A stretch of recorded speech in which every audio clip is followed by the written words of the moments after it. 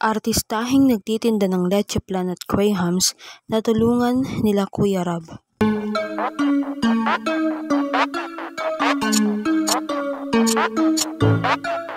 Sukidesu. Siya si Medit.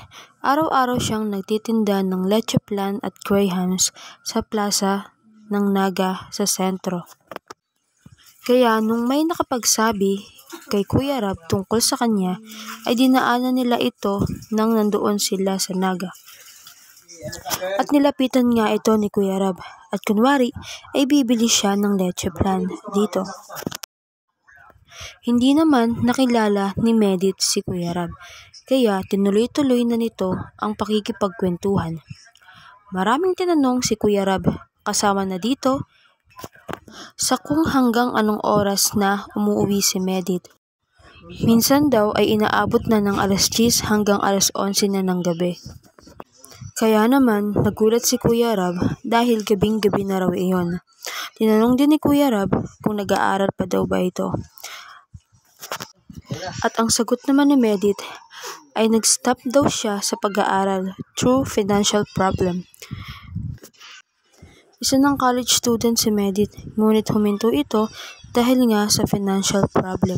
Kaya tumutulong na lang siyang magtinda ng sariling luto nila ng leche plan at Grahams.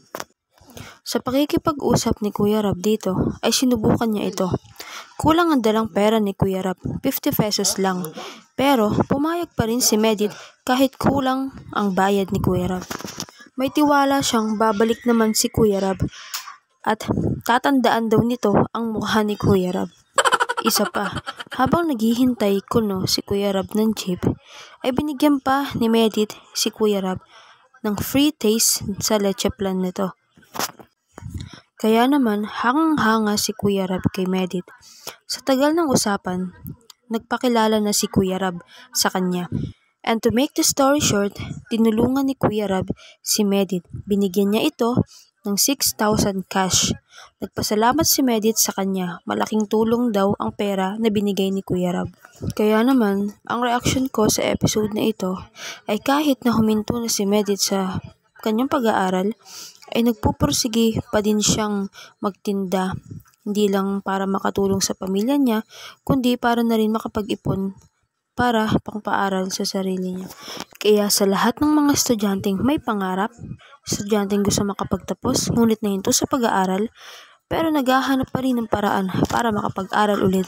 Huwag lang po kayong susuko. Hanggat bata pa at kaya pang makipagbakbakan sa buhay, tuloy lang, laban lang. Makakapagtapos ka din sa iyong pag-aaral at makakamit mo rin ang iyong mga pangarap.